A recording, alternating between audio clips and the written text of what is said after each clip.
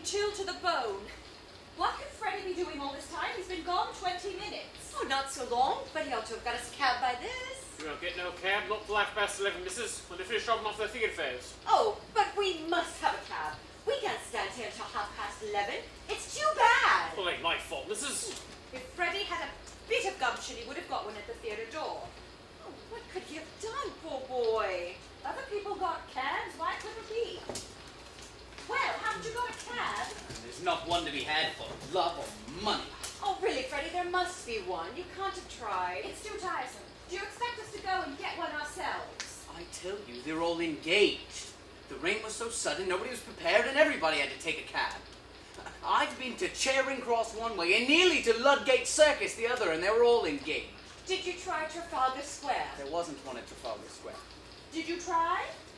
I tried as far as Charing Cross Station. Did you expect me to walk to Hammersmith? You haven't tried at all. Oh, really, Freddie, you are very helpless. Go again and don't come back until you've found a cab. I shall simply get soaked for nothing. What about us? Are we to stay here all night in this drop with next to nothing on, you selfish pig? Oh, very well. I'll go. Now then, Freddie, look where you're going, eh? Sorry. There's manners for you. All my bloomin' foreign eggs trod in the mud. How do you know my son's name is Freddie, pray? Oh, he's your son, is he? Well, if he's done your duty by him as a mother should, he'd know better than to spoil the poor girl's flowers and then run away with that pie. Will you pay me for them? Do nothing of the sort, Mother. The idea. Oh, please allow me, Clara. Have you any pennies? No, I've nothing smaller than sixpence. I'll give you change for a tenner, my lady. Give it to me.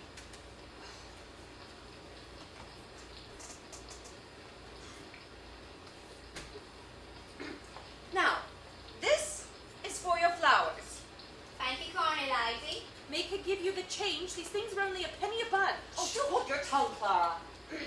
You can keep the change. Oh, thank you, lady. Now, tell me how you knew that young gentleman's name. I didn't. I heard you call him by it. Don't try to deceive me. Who's trying to deceive you? I called him Freddie or Charlie, same as you might, if you was talking to a stranger and wished to be pleasant. Sixpence thrown away. Really, Mamma. You might have spared Freddie that. Oh, sir, is there any sign of it stopping? I'm afraid not. It started worse than ever about 2 minutes ago. Oh, dear. If it's worse, it's a sign it's nearly over. So cheer up, Captain, and buy a flower off a poor girl. I'm sorry, I haven't any change. I'll give you change, Captain. For a sovereign, I've nothing less. Can't. Oh, would you buy a flower off me, Captain? I'll give you change for half a crown. Here, take this for tuppence. Now, don't be troublesome. There's a good girl. I really haven't any change. Stop. Here's 3 halfpence. That's any use to you. Thank you, sir. You be careful. Give them a flower fort. There's a bloke here behind taking out every blessed word you're saying. I ain't done nothing wrong by speaking to the gentleman. I've a right to sell flowers if I keep off the curb. I'm a respectable girl, so help me. And I suppose I was have to ask you to buy a flower off me. Oh, don't stop hollering. Who's hurting you? Steady on. Easy, easy. Oh, sir, don't let him charge me. You don't know what it means to me to take women character and drive on the streets and speaking to a gentleman. There. Who's hurting you, you silly girl? What do you take me for? It's all right. It's a gentleman. Look at his boots. She thought he was a copper's knot, sir. What's a copper's knot? It's, well, it's a copper's knot, as you might say. What else would you call it? A sort of informer. I'll take my Bible if I never said a word. Oh, shut up. Do I look like a policeman? So what was you taking down my word for? How do I know whether you took me down right? You just show me what you wrote about me. What's that? That ain't proper writing. I can't read that. I can. Cheer up, Captain, and ball flower off a poor gal. Oh, it's because I called him Captain. I meant no harm, so please don't let him they tried to get you for using the word. Charge? I make no charge. Really, sir, if you are a detective, you need not begin protecting me against molestation by young women. Until I ask you. Anybody could see the girl meant no harm. Who's that good? What business is it yours? He wants promotion, he does. Don't ever said a word. Martin. He ain't a tech, he's a bloomin' busybody, that's what he is. I tell you, look at his boots. And how are your people down at Celtic? Who told you my people come from Celtic? Never you mind, they did. And how do you come to be up so far east? You were born in Lisson Grove. What's the other mile even listen? Wow!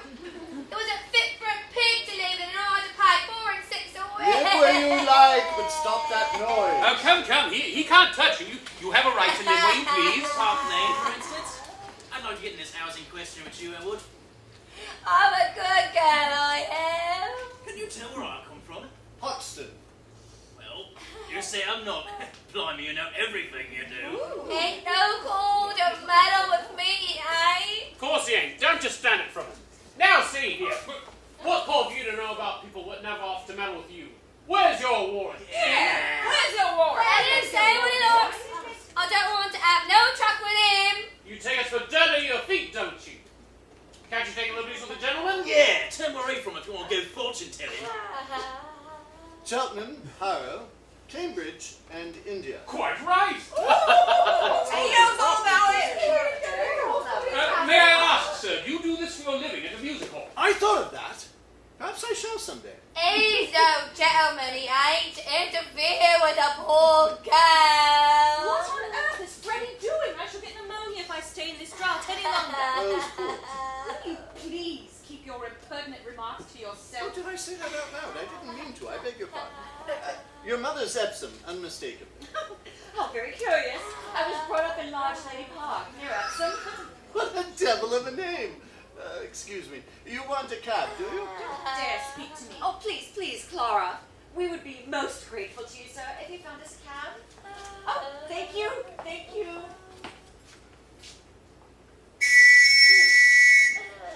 I knowed you was a plainclothes copper. That ain't a police whistle, that's a sporting whistle. He's no right to take away my character. My character's assigned to me as any life. I don't know whether you noticed it, but the rain stopped about 2 minutes ago. So it has. Why didn't you tell us so before? And us losing our time standing around listening to your silliness. I can tell where you come from. You come from Anwell. Go back there. Hanwell. Oh, thank you, teacher. So Right, them people up there. How would he like it himself? It's quite fine now, Clara. We can walk to a motor bus. Come. But the cab. Oh, how tiresome. Poor girl. Hard enough to live without being worried and heavy. How do you do it, if I may ask? Oh, simply phonetics. The science of speech. That's my profession. Also my hobby. Happy is the man who can make a living by his hobby. Now, you can spot an Irishman or a Yorkshireman by his brogue. I can place any man within 6 miles. I can place him within 2 miles in London, sometimes within 2 streets. Ought to be ashamed of himself. The unmanly coward. But is there a living in that? Oh yes, quite a fat one. See, this is an age of upstarts. People begin in Kentish Town with £80 a year and end in Park Lane with 100,000. They want to drop Kentish Town, but they give themselves away every time they open their mouths. Now, I can teach them how to speak. Let him mind his own business and leave a poor Woman! girl. Cease this detestable boo-hooing instantly, or else seek the shelter of some other place of worship. I've ought to be here if I like, same as you. A woman who utters such depressing and disgusting sounds has no right to be anywhere, no right to live. Remember that you are a human being with a soul and the divine gift of articulate speech, and that your native language is the language of Shakespeare and Milton and the Bible. And don't sit there crooning like a bilious pigeon. Heavens, what a sound. Ah! Come on. You see this creature with her curbstone English, the English that will keep her in the gutter till the end of her days? Well, sir, in 3 months, I could pass that girl off as a duchess at an ambassador's garden party. I could even get her place as lady's maid or shop assistant, which requires better English. That's the sort of thing I do for commercial millionaires, on the profits of which I do genuine scientific work in phonetics, and a little as a poet on Miltonic language. I am myself a student of Indian dialects. Oh! Do you know Colonel Pickering, author of Spoken Sanskrit? I am Colonel Pickering. Who are you? Henry Higgins, author of Higgins' Universal Alphabet. I came from India to meet you. I was going to India to meet you. Where do you live? 27A Wimpole Street. Come and see me tomorrow. I'm at the Common. Come with me now and let's have a jaw over some supper, eh? Right you are. Do you buy a flower, kind gentleman? I'm short for my lodging. I really haven't any change, I'm sorry. Liar, you said you could change half a crown. You ought to be stuck with nails, you ought. Here, take the old blooming basket for 6 pence.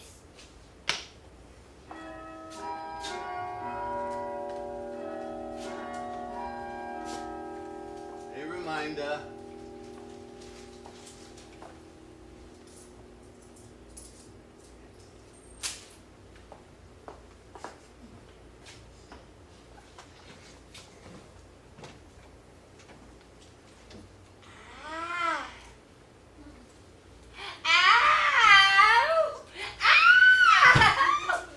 Got one at last, hello! Where are the two ladies that were waiting here? They walked about as the rain stopped. Left me with a cab on my hands, damnation! Never you mind, young man. No, I'm going home in a taxi. 8pence ain't no object to me, Charlie. Angel Cook, Joy Lane, round the corner from the John's shop. Let's see how fast you can make her up it.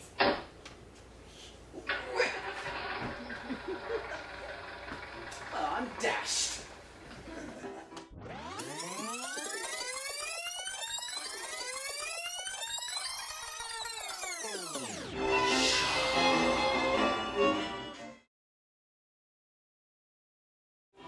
Well, I think that's the whole show. It's really amazing.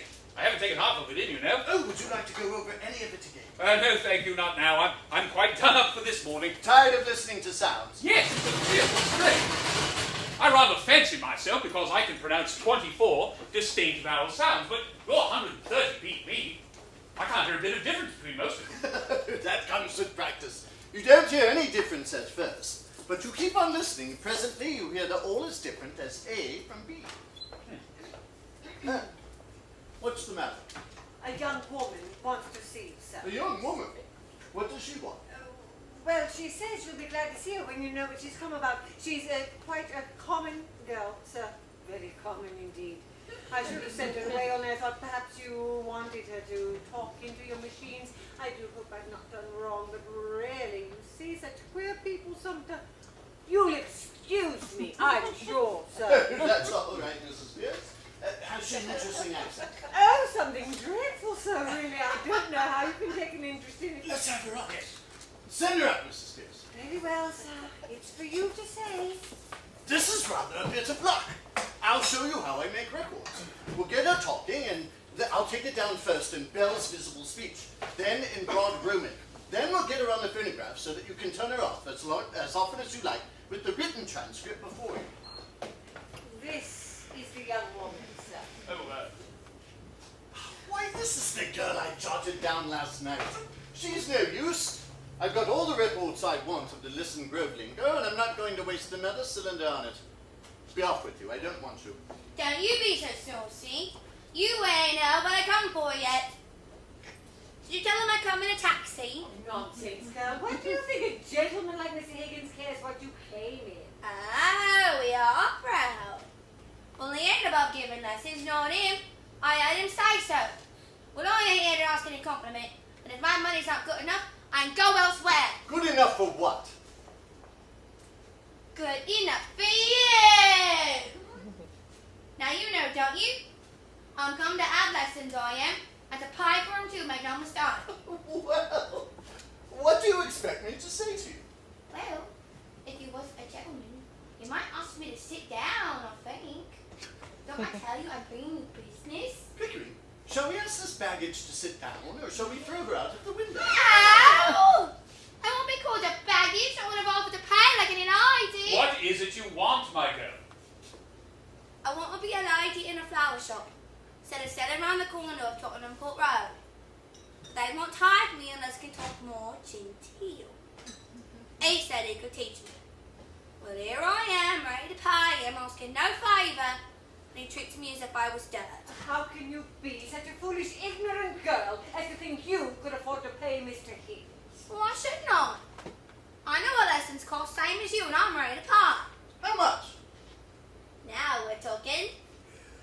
I thought you'd come off it when you saw the chance of getting back a bit of what you talked to me last night. You'd drop in, hadn't you? Sit down. Well, if you're going to make a compliment of it. Sit down! Sit down, girl. Do as you're told. Ow. Won't you sit down? Don't mind if I do. What's your name? Liza Doolittle. Eliza, Elizabeth, Betsy, and Bess. They went to the woods to get a bird's nest. They found a nest with 4 eggs in it. They took one apiece and left 3 in it. Oh, don't be silly. You mustn't speak to the gentleman like that. Why won't he speak sensible to me? Come back to business. How much do you propose to pay me for the lesson? Oh, I know what's right. A lady friend of mine gets French lessons for 18 pence an hour from a real French gentleman. Now, you wouldn't have the face to ask me the same, teach me my own language, as you would for French. So I won't give more than a shilling. Take it or leave it. You know, Perry, you consider a shilling not as a simple shilling, but as a percentage of this girl's income. It works out as fully equivalent to 60 or 70 guineas from a millionaire. How so? Well, figure it out. A millionaire has about £150 a day. She earns about half a crown. Who told you I only... Now, she offers me 2/5 of a day's income for the lesson. 2/5 of a millionaire's income for a day would be somewhere about £60. Well, it's handsome. By George, it's enormous. It's the biggest offer I ever had. £60? What are you talking about? I never offered you £60. Where would I Hold your tongue. I ain't got £60. Don't cry, you foolish girl. Sit down. Nobody is going to touch your money. Somebody is going to touch you with a broomstick if you don't sit down and stop sniveling. One would think it was my own father. If I decide to teach you, I'll be worse than 2 fathers to you. Here, What's this for? to wipe your eyes. To wipe any part of your face that feels moist. Remember, that's your handkerchief and that's your sleeve. And don't mistake the one for the other if you wish to become a lady in a shop. It's no use talking to her like that, Mr. Higgins. She doesn't understand you. Besides, you're quite wrong. She doesn't do it that way. Here. You gave me that handkerchief. They gave it to me, not you. He did. He did. I think it must be regarded as her property, Mrs. Pierce. Serve you right, Mr. Higgins. Higgins, I'm interested. What about the ambassador's garden party? I'll say you're the greatest teacher alive if you make that good. I'll bet you all the expenses of the experiment you can't do it, and I'll pay for the lessons. Ah, you are real good. Thank you, Captain. It's almost irresistible. She's so deliciously low, so horribly dirty. Ow! I'm getting dirty. I wash my face and hands before I come on date. You're certainly not going to turn her head with flattery, Higgins. Oh, don't say that, sir. There's more ways than one of turning a girl's head, and nobody can do it better than Mr. Higgins, though he may not always mean it. I do hope, sir, that you won't encourage him to do anything foolish. And what is life but a series of inspired follies? The difficulty is to find them to do. You never lose a chance. It doesn't come every day. I shall make a duchess of this draggle-tailed gutter snipe. Ow! Yes, in 6 months. In 3 years, she has a good ear and a quick tongue. I'll take her anywhere and pass her off as anything. We start today. Now, this moment. Take her away and clean her, Mrs. Pierce. Monkey brand, if it won't come off any other way. Is there a good fire in the kitchen? Yes, but Take all her clothes off and burn them. Ring up Whiteley or somebody for new ones. Wrap her up in brown paper till they come. You're no gentleman, you're not to speak of such things. I'm a good girl, I am, and I know what the likes of you are, I do. You want none of your listen grow prudery here, young woman. You've got to learn to behave like a duchess. Take her away, Mrs. Pierce. If she gives you any trouble, wallop her. No, I'll call the police, I will. But I've no place to put her. Put her in the dustbin. Ow! Come, Higgins, be reasonable. You must be reasonable, Mr. Higgins, really, you must. You can't walk over everybody like this. I walk over everybody? My dear Mrs. Pierce, my dear Pickering, I never had the slightest intention of walking over anyone. All I propose is that we should be kind to the poor girl, and we should help her to fit and prepare herself for her new station in life. If I did not express myself clearly, it was because I did not wish to hurt her delicacy or yours. Well, did you ever hear anything like that, sir? Never, Mrs. Pierce, never. What's the matter? Well, the matter is, sir, that you can't take a girl up like that as if you were picking up a pebble on the beach. Why not? Why not? But you don't know anything about her. What about her parents? She may be married. John. There! As the girl very properly says, gone. Married indeed. Don't you know that a woman of that class looks a worn-out drudge at 50 a year after she's married? Who's marrying me? By George, Eliza, the streets will be strewn with the bodies of men shooting themselves for your sake before I've done with you. Nonsense, sir. You mustn't talk like that to her. Yeah, I'm going away. He's off his chump, he is. I don't want no barmaids teaching me. Oh, indeed. I'm mad, am I? Very well. Mrs. Pierce, you needn't order the new clothes for her. Throw her out. No, you don't right to touch me. You see now what comes of being saucy. This way, please. I didn't want no clothes. I wanted to take them. I can buy my own clothes. You are an ungrateful, wicked girl. This is my return for offering to take you out of the gutter, dress you beautifully, and make a lady of you. Stop, Mr. Higgins. I won't allow it. It's you that are wicked. Go home to your parents, girl, and tell them to take better care of you. I ain't got no parents. They told me I was big enough to earn my own living and they turned me out. Well, where's your mother? I ain't got no mother. They told me I was more sick stepmother. I done for myself. And I'm a good girl, I am. Very well then, what on earth is all this fuss about? She's no use to anybody but me. She doesn't belong to anybody. Mrs. Pierce, you can adopt her. I'm sure a daughter would be a great amusement to you. Now, don't give me any more fuss. Take her But what's downstairs. to become of her? Is she to be paid anything? Do be sensible, sir. Pay her whatever is necessary. Put it down in the housekeeping book. Why, what will she want with money? She'll have her food and her clothes. She'll only drink if you give her money. Oh, it's a lie. Nobody ever saw the swine of liquor on me. Does it occur to you, Higgins, that the girl has some feeling? Oh, no, I don't think so. Not any feelings we need bother about. Have you, Eliza? I've got my feelings, same as anybody else. You see the difficulty. What difficult? To get her to talk grammar. The mere pronunciation is easy enough. I don't want to talk grammar. I want to talk like a lady. Will you please keep to the point, Mr. Higgins? I want to know on what terms the girl is to be here. Is she to be, have any wages? What's to become of her when you've finished your teaching? You must look ahead a little. What's to become of her if I leave her in the gutter? Tell me that, Mrs. Higgins. That's her own business, not yours, Mr. Very Higgins. well then, when I've done with her, we can throw her back into the gutter, and then it will be her own business again, so that's all right. You don't feel it all in you. You don't care for nobody but yourself. Here, I've had enough of this. I'm going. You ought to be ashamed of yourself, you ought. Have some chocolates, Eliza. How do I know what might be in them? I've heard of girls being drugged with the like of you. Pledge of good faith, Eliza. I ate one half. Oh. You eat the No, other. no. You shall have boxes of them, barrels of them, every day. You should live on them, eh? And you. I wouldn't have ate it. But I'm still ready to take it out of my mouth. Listen, Eliza, I think you said you came in a taxi. So what if I did?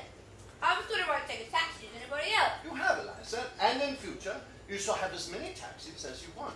You shall go up and down and round the town in a taxi every day. Think of that. You're tempting the girl, Mr. Higgins. It's not right. She should think of the future.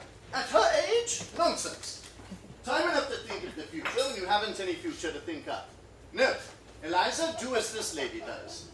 Think of everybody else's future, but never think of your own. Think of chocolates and taxis and gold and diamonds. No. I don't want no gold and no diamonds.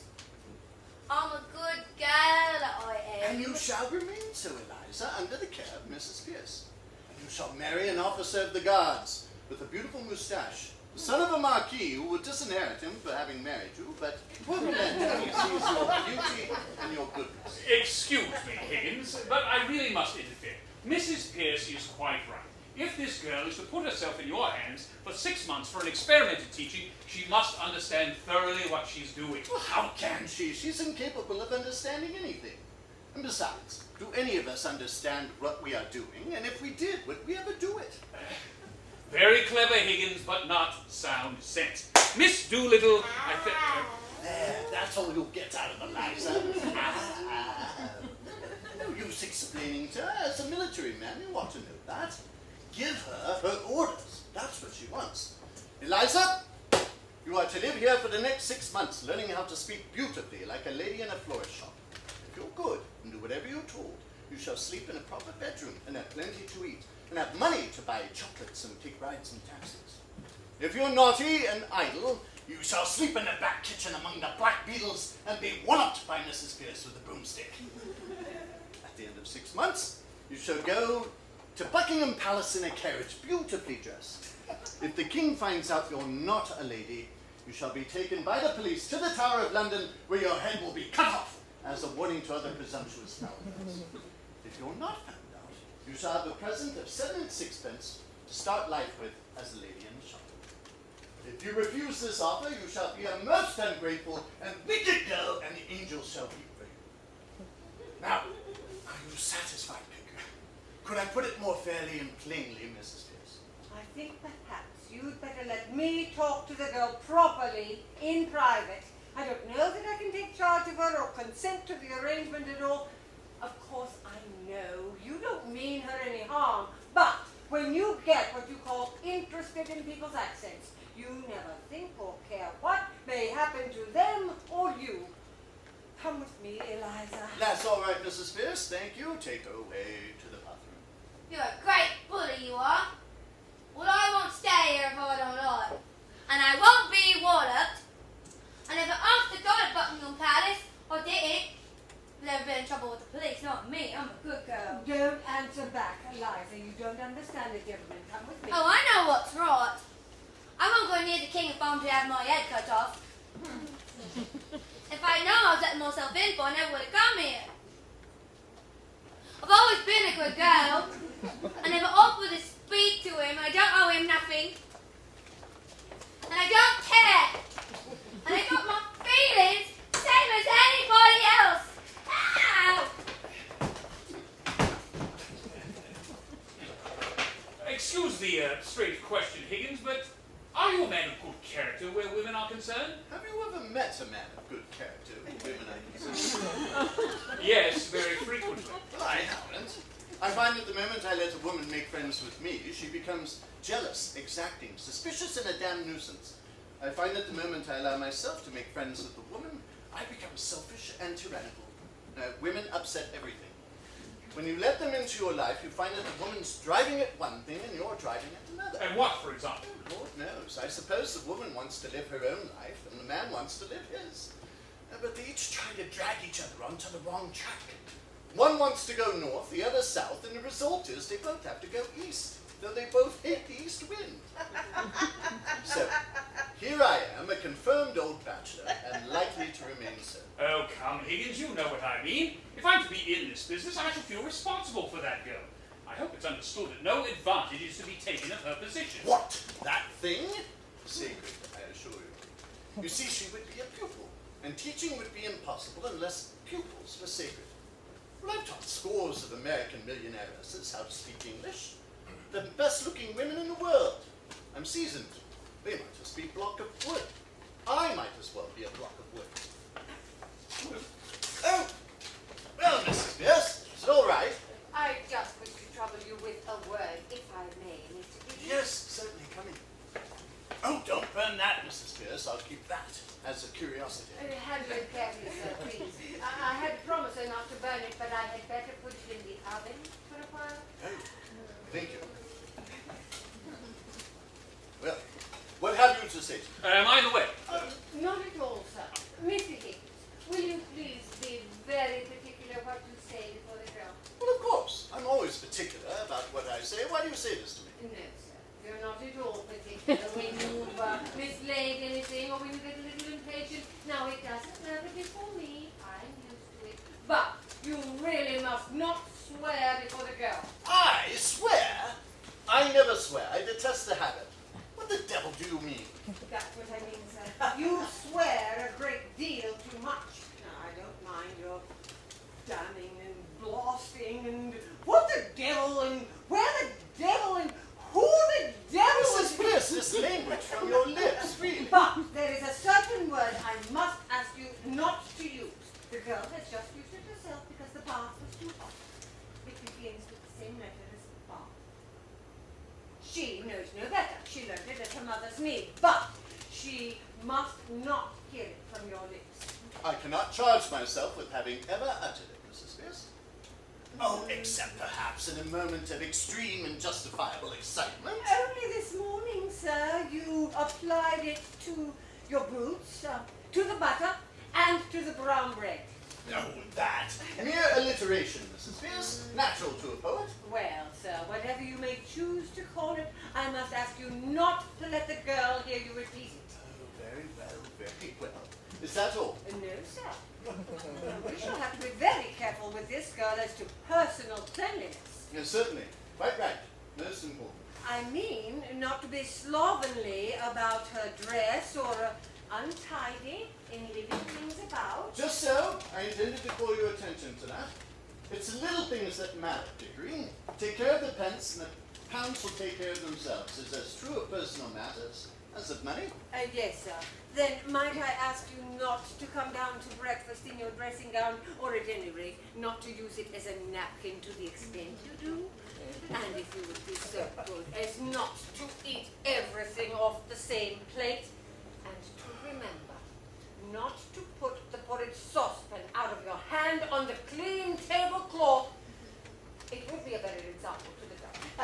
You know, you nearly choked yourself with a fish bone in the jam only last week. Oh, I may do these things sometimes in absence of mind, but surely I don't do them habitually.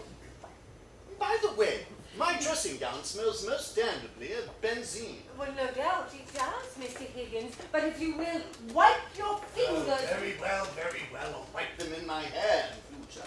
I hope you're not offended, Mr. Higgins. Not at all. Not at all.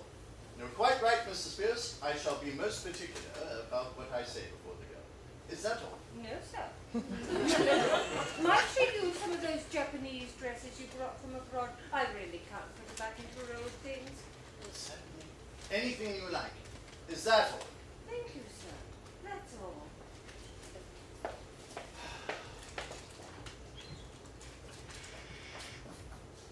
No, Pickering. But woman has most extraordinary ideas now. Here I am, a shy, diffident sort of man. I've never been able to feel really grown up and tremendous like other chaps. And yet, she's firmly persuaded that I'm an arbitrary, overbearing, bossing kind of person. I'll account for it. If you please, sir. The trouble's beginning already. There's a dustman downstairs, Alfred Doolittle. Says he wants to see you. He says you've got his daughter. Oh, I say. Send the blanket up. Oh, very well, sir. He may not be a black, Higgins. No nonsense. Of course he's a black. Whether he is or not, I'm afraid we shall have some trouble with him. No, I think not. If there's any trouble, he shall have it with me, not I with him. And we're sure to get something interesting out of it. About the girl? No, I mean his dialect. Oh.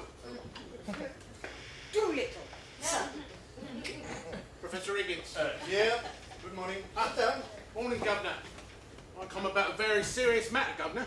Jonathan Hounslow. Another Welsh, I should think. What do you want, Doolittle? For my daughter, that's what I want to see. Well, of course you do. You're her father, aren't you? You don't suppose anybody else wants her, do you? I'm glad to see you have some spark of family feeling left. She's upstairs. Take her away at once. What? Take her away.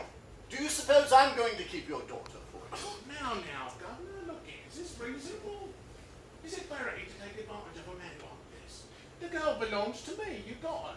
Where do I come in? Your daughter had the audacity to come to my home and ask me to teach her to speak English so that she could get a place in a flower shop. This gentleman and my housekeeper have been here all the time. Now, dare you come here and attempt to blackmail me? You sent her here on purpose. No, Governor. You must have. How else would you have known that she was here? Oh, don't take a man like that, Governor. The police shall take you up. This is a plot to extort money by threats. I shall telephone for the police. I asked you for a brass farthing. I leave it to the gentleman here if I said a word about money. What else did you come for? Well, what would a man come for? Be you, Governor. Alfred, did you put her up to it? So help me, Governor, I never did. I ain't seen the girl these 2 months past. How did you know she was here? Well, I'll tell you if you only let me get a word in. I'm willing to tell you, I'm wanting to tell you, I'm waiting to tell you. Pickering, this chap has a certain native gift for rhetoric. Observe the rhythm of his native wood notes wild. I'm willing to tell you, I'm wanting to tell you, I'm waiting to tell you. Sentimental rhetoric. That's the Welsh strain in him. It also accounts for his mendacity and dishonesty. Oi. Please, Higgins, I'm West Country myself. How did you know the girl was here if you didn't say? It was like this, Governor. John took a boy in a taxi to give him a job. Son of a landlady he is. He hung about on the chance of her giving him another ride home. Well, she sent him back for her luggage when she heard he was willing for her to stop here. I met the boy at the corner of Longacre and Endell Street. Public house, yes? Poor man's club, Governor. Why shouldn't I? Do let him tell his story, Higgins. He told me what was up. No, I asked you what was my feelings and my duty as a father. I says to the boy, you bring me the luggage, I says. Why didn't you go for it yourself? Landlady wouldn't have trusted me with it. She's that kind of woman now. I'd give the boy a penny for he trusted me with it, the little swine. I brought it to her just to oblige you like and make myself agreeable, that's all. How much luggage? A musical instrument, Governor, a few pictures, trifle of jewellery and a bouquet. She said she didn't want no clothes. And what was I to think from that? I asked you as a parent, what was I to think? So you came to rescue her from worse than death. Oh, just so, Governor, that's right. Well, why did you bring her luggage if you intended to take her away? Well, I said a word about taking her away, have I now? You are going to take her away double quick. No, Governor, don't say that. I'm not the man to stand in my girl's light. Here's a career opening for her, as you might say. This is Eliza's father. He's come to take her away. Give her to me. No, this is a misunderstanding. He can't take her away, Mr. Higgins. How can you? You told me to burn her clothes. That's right. I can't carry the girl through the streets like a blooming monkey, can I? I put it to you. You have put it to me that you want your daughter. Take your daughter.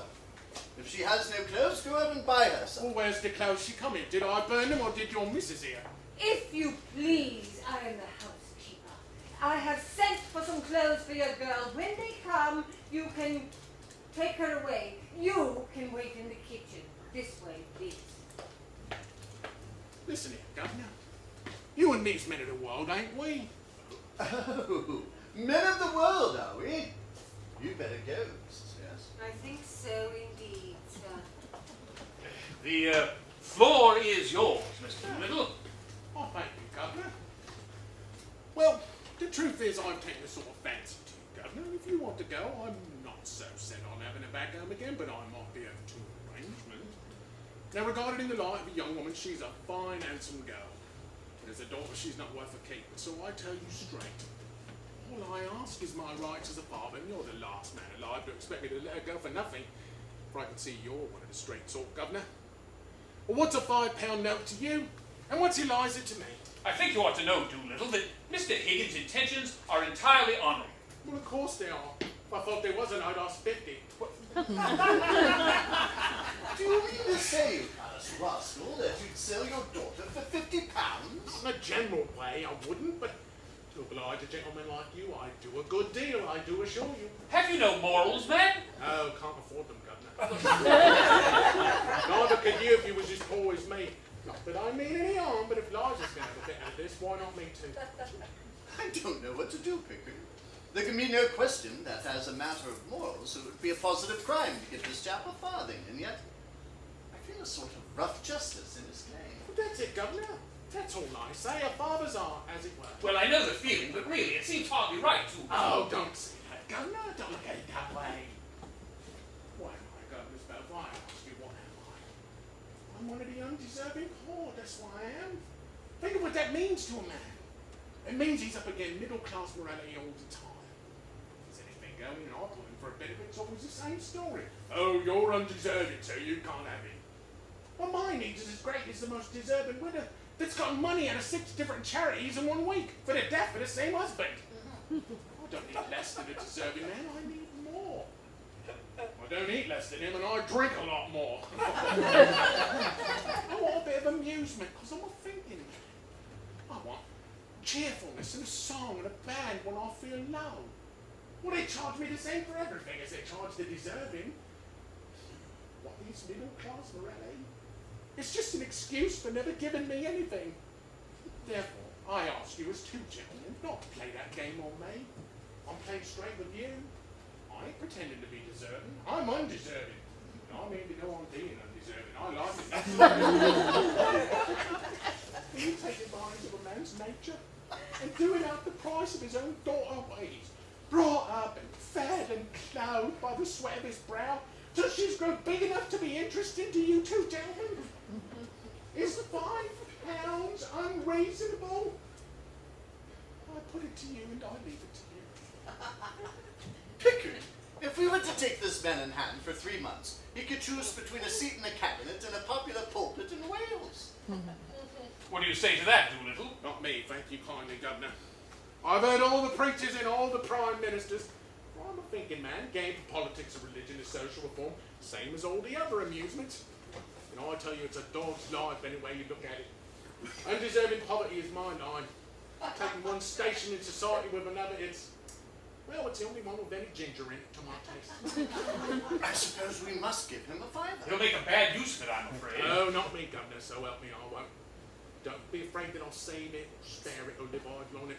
There won't be a penny of it left by Monday. I'll have to go to work, same as if I never had it. It won't pauperise me. Just one good spree for myself and the missus, giving pleasure to ourselves, employment to others, and satisfaction to you to know that it hasn't been thrown away. Who's spent it better? This is irresistible. Let's give him 10. No. She wouldn't have the art to spend 10, and perhaps I shouldn't neither. £10 is a lot of money.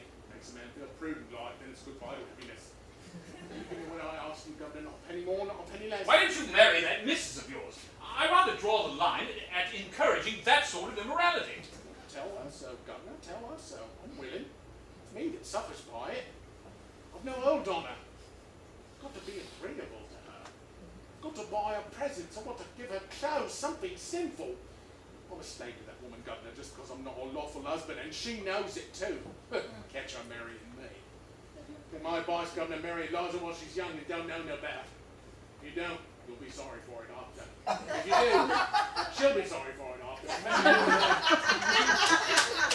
Because you're a man and she's only a woman and don't know how to be happy. Pickering, if we were to listen to this man another minute, we shall have no convictions left.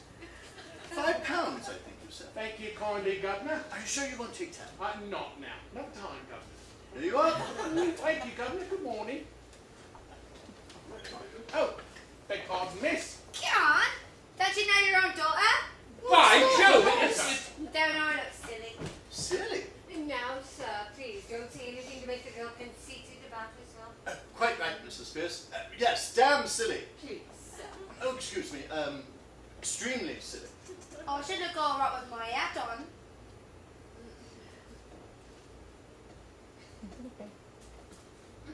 A new fashion, by George. And also look horrible. Well, I never thought she'd clean up as good looking as that, Governor. She's a credit to me, ain't she? I tell you, cleaning up's easy here. Hot and cold water on tap as much as you like there is. Woolly towels there is, and the towel is so hot it burns your fingers. Soft brushes to scrub yourself. And a wooden bowl of soap smelling like primroses. Now I know why ladies are so clean. Wash is a treat for them. Wish they saw what it was for love of me. I'm glad the bathroom met with your approval. It did. Not all of it. I don't care as me say it, Mrs. Pierce knows. What was wrong, Mrs. Pierce? Oh, nothing, sir. It doesn't matter. I had to have a mind to break it. I didn't know which way to look. Hung a towel over it, I did. Over what? Over the looking glass, sir. Doolittle, you have brought up your daughter too strictly. Me? I never brought her up at all, except to give her a lick of a strap now and again. Don't put it on me, Governor. She ain't accustomed to it, you see, that's all. She'll soon pick up your free and easy ways. I'm a good girl, I am, and won't pick up no free and easy ones. Eliza, if you say again that you're a good girl, your father shall take you home. Not in. You don't know my father. He only come here to touch you for some money to get drunk on. What else would I want money for? To put in the plate in church, I suppose. Don't you get out of here! Don't let me hear you giving this gentleman any of it nod, or you'll hear from me about it, see? Have you any further advice to give her before you go, Doolittle? Your blessing, for instance? No, Governor. I ain't such a mug as to put my children to all I know myself. Hard enough to own them in without that, eh? When Elijah's mind improved, Governor, you do it yourself with a strap. So long, gentlemen. Stop. You shall visit your daughter regularly. It's your duty, you know. My brother is a clergyman. He could help you in your talks with her. Oh, certainly I'll come, Governor. Not just this week, I've a job at a distance. But later on, you may depend on me. Afternoon, gentlemen. Afternoon, Mum. Don't you believe the old liar? He'd as soon you set a bulldog on him as a clergyman. You won't see him again in a hurry. I don't want to, Eliza. Do you? No. I don't never want to see him again, or don't. He's a disgrace to me, he is. Collecting dust instead of working at his trade. What is his trade, Eliza?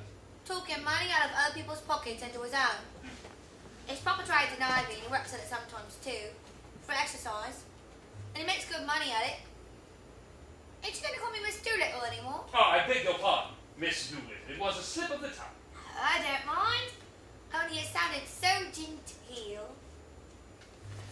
I should just not take a taxi to the corner of Tottenham Court Road and get out there and tell it to wait for me. Just to put the girls in their place a bit. I should speak to them, you know. Better wait till we get you something that's really fashionable. Besides, you shouldn't cut your old friends now that you've risen in the world. That's what we call snobbery. What do you call them over there, my friends now, I should hope? Took it out of me often enough every time they had a chance with their ridicule, and I mean to have a bit of my own back. But if I'm to have fashionable clothes, all right. I should not to have some. Mrs. Pierce says you're going to give me something to wear in bed at night, different to what I wear during the daytime. But it do seem a waste of money when you can buy something to show. Besides, I never could fancy to change into cold things on a wet night. Now, Eliza, the new things have come for you to try on. Ah!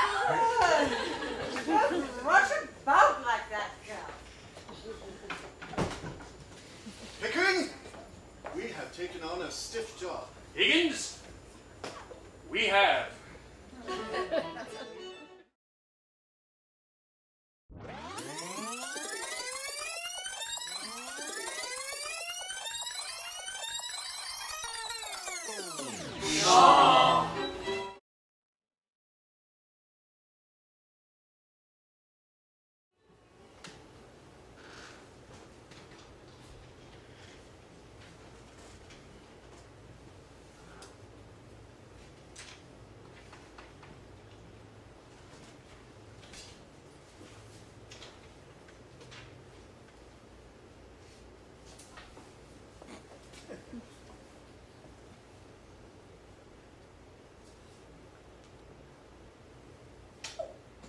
Henry, what are you doing here today?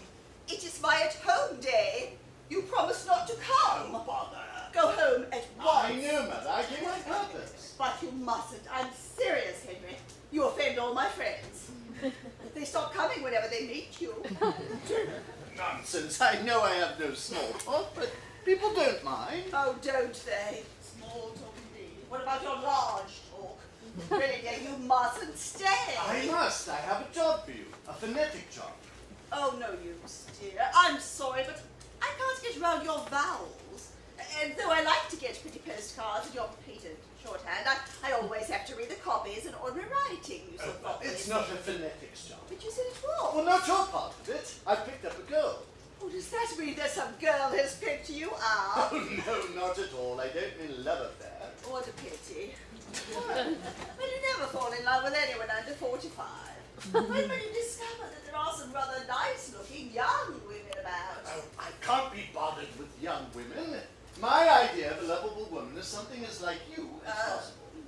I shall never get into the way of seriously liking young women. Some habits lie too deep to be changed. Besides, they're all idiots.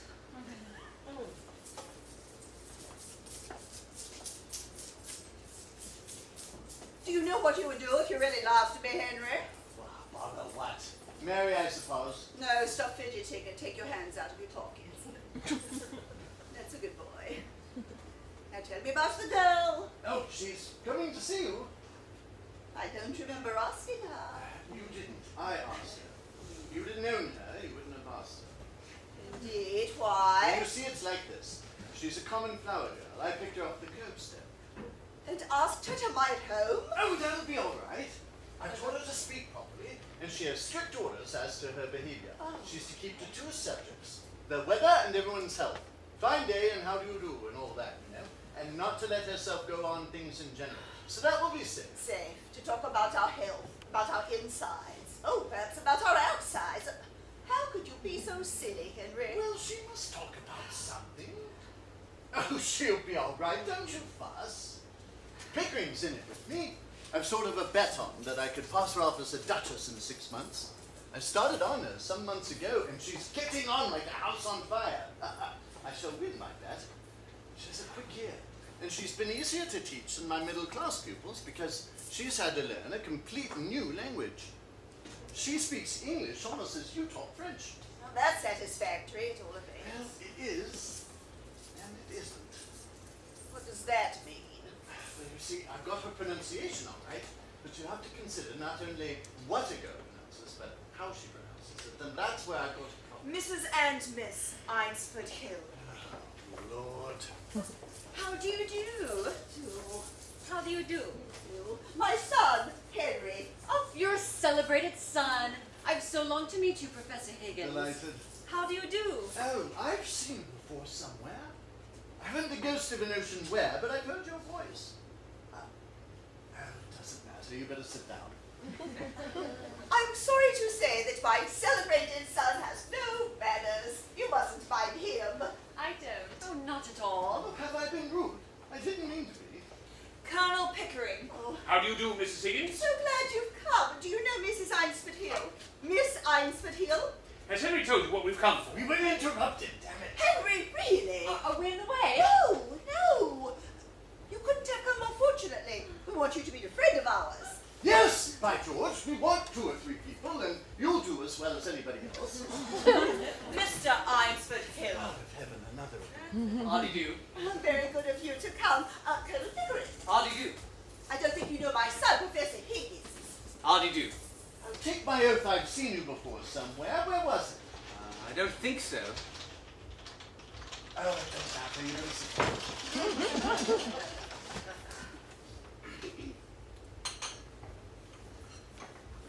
Well, here we are, anyhow.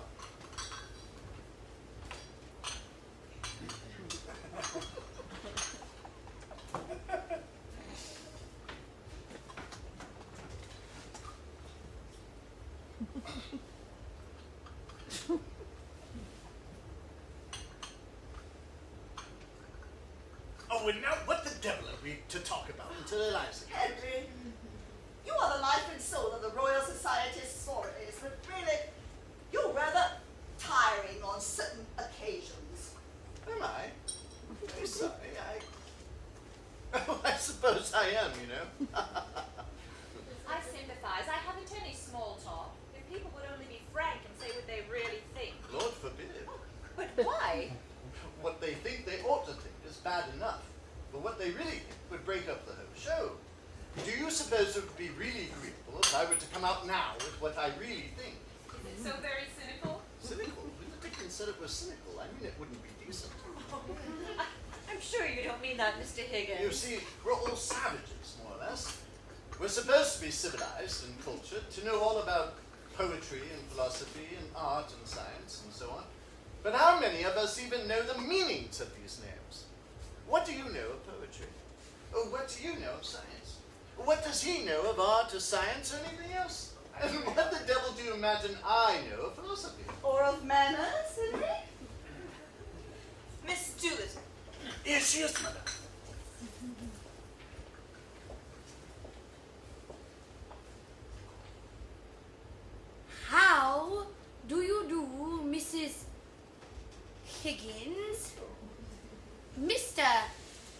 Higgins told me I might come.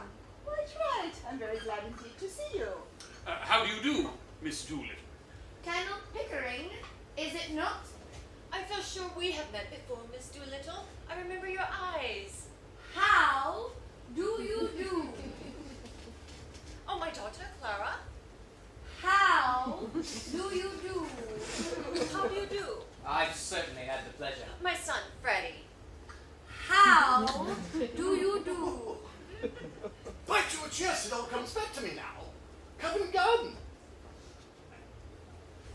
What a damn thing. Henry, please don't sit on my writing table. Bring it. Oh, sorry. Please.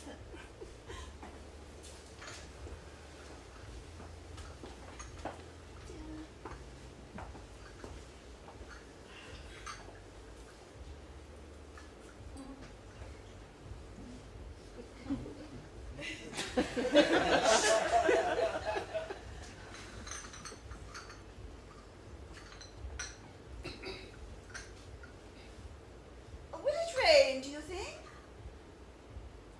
The shallow depression in the west of these islands is likely to move slowly in an easterly direction. There's no indications of any great change in the barometrical situation. How awfully funny. What was wrong with that, young man? I bet I got it right. Killing. I'm sure I hope it won't turn cold. There's so much influenza about. It runs right through our whole family, regularly, every spring. My aunt died of influenza. But it's my belief they done the old woman in.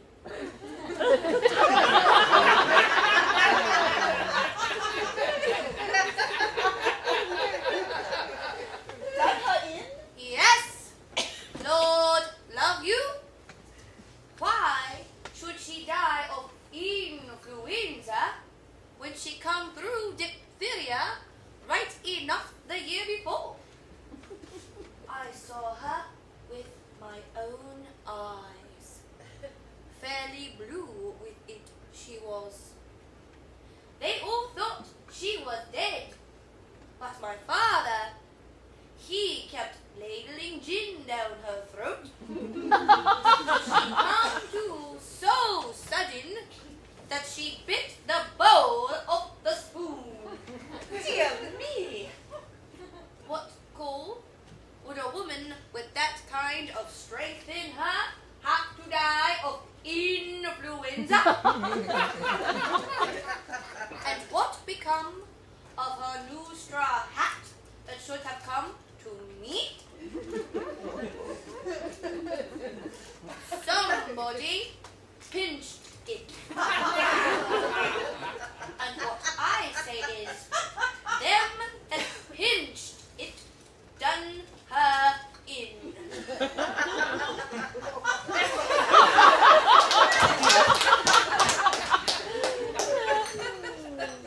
What does doing her in mean? Oh, that's the new small talk. To do a person in means to kill them. Surely you don't believe that your aunt was murdered? Do I not? Them she lived with would have killed her for a hat pin, let alone a hat. It couldn't have been right for your father to ladle spirits down her throat like that. It might have killed her. Not her. Gin was mother's milk to her. Besides, he'd poured enough down his own throat. He knew the good of it. Do you mean that he drank? Drank, my word, something chronic. Oh, how dreadful for you. Not a bit.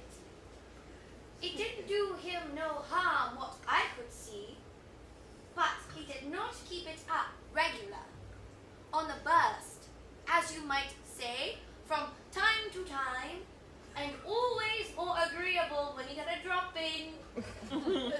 When he was out of work, My mother used to give him 4 pence and send him out, tell him to not come back until he drunk himself cheerful and loving like. Lots of women has to make their husbands drunk to make them fit to live with. See, it's like this. If a man has a bit of a conscience, it always comes upon him when he's sober. It makes him no spirit. A drop of booze just takes all that off and makes him happy. Here, what are you sniggering at? The new small talk. Yeah, you do it so awfully well. If I was doing it proper, then what was you laughing at? Have I said something I oughtn't? Not at all, Miss Doolittle. Well, that's a mercy anyhow. What I always say is, well, I must go.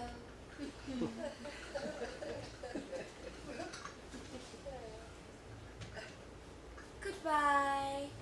Goodbye. So nice to have met you all. Goodbye, Colonel Pickering. Goodbye, Miss Doolittle. Goodbye, all. Are you walking through the park, Miss Doolittle? If so, Walk? Not bloody lightning. I'm going home in a taxi.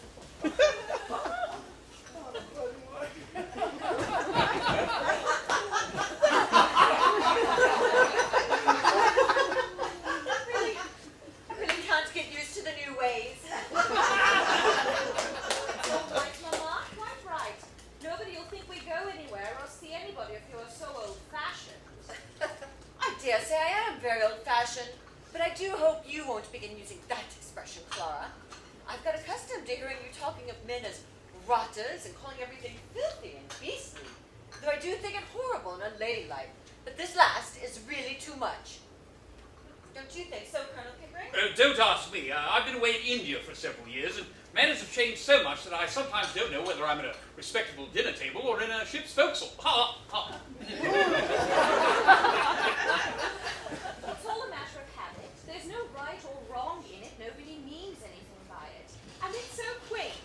And it gives such a smart emphasis to things that are not in themselves that witty. I find the new small talk delightful and quite innocent. Well, after that, I believe it is time for us to go. Oh, yes. We have 3 at-homes to go to still. Goodbye, Mrs. Higgins. Goodbye. Goodbye, Colonel Pickering. Goodbye, Professor Higgins. Goodbye. Be sure and try on that small talk at the 3 at-homes. Don't be nervous about it. Pitch it in strong. I will.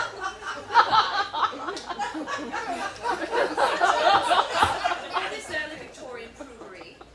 Such damn nonsense. Yes, such bloody nonsense. well, I ask you. Goodbye. Oh, goodbye. Would you like to meet Miss Doolittle again? Yes, I should most awfully. Well, you know my days. Yes. Thanks awfully. Goodbye. Goodbye. Oh, goodbye, Professor Higgins. Oh, goodbye. Goodbye. It's no use. I shall never be able to bring myself to use that word. Don't. It's not compulsory, you know. You'll get on quite well without it. Only Clara is so down on me if I'm not positively reeking with the latest slang. Goodbye, Colonel Pickering. Goodbye. Oh, you mustn't mind Clara. We're so poor. She gets so few partings, poor child. She doesn't quite know.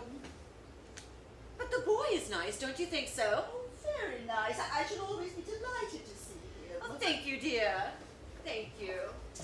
Well, goodbye. Bye. Well, is Eliza presentable? Silly boy, of course she's not presentable.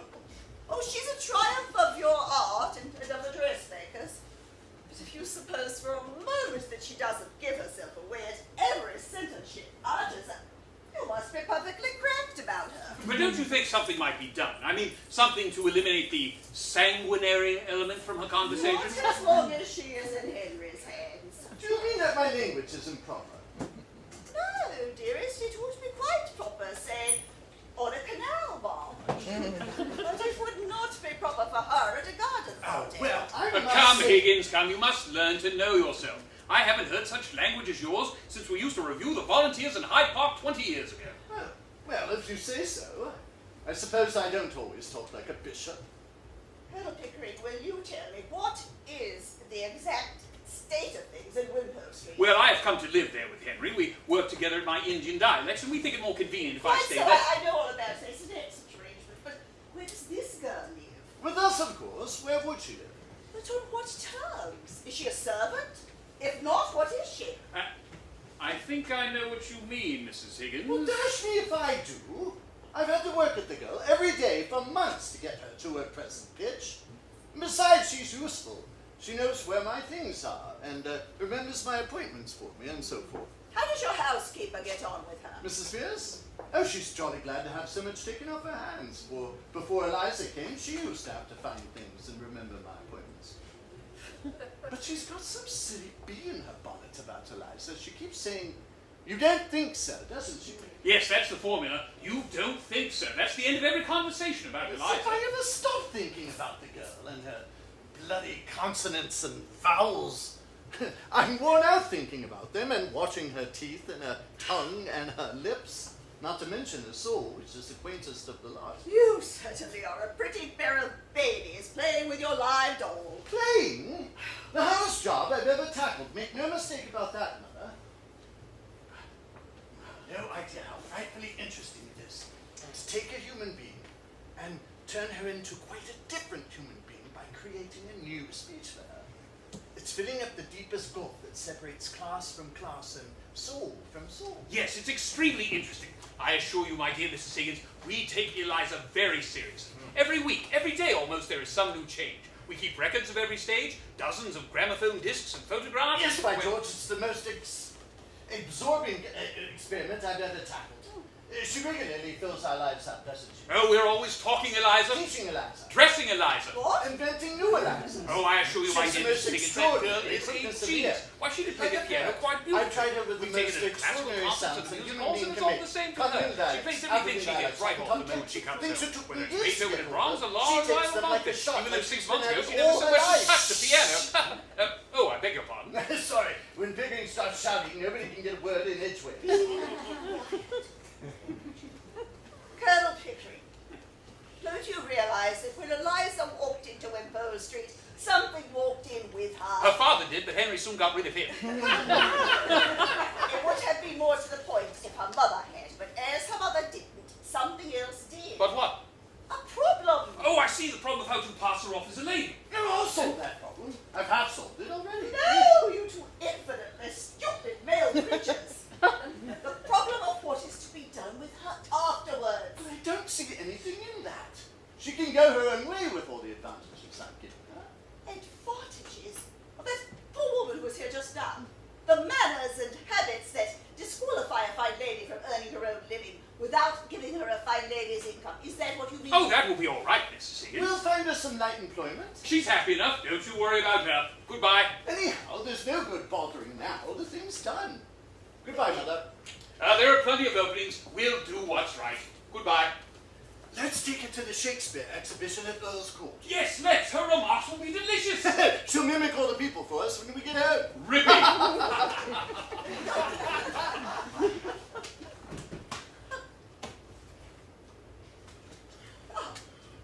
Oh, men, men, men!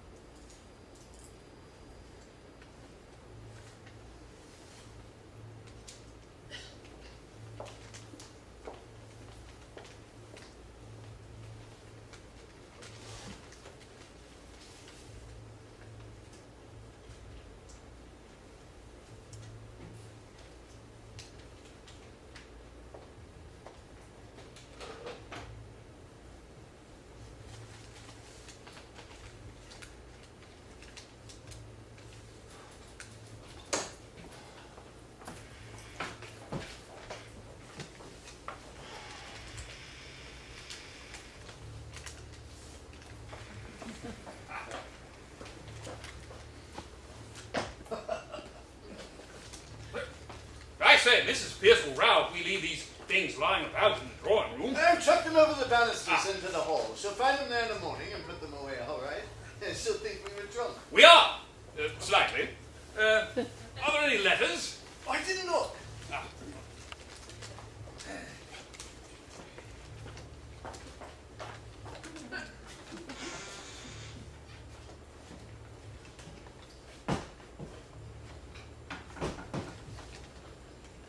I wonder where the devil my slippers are.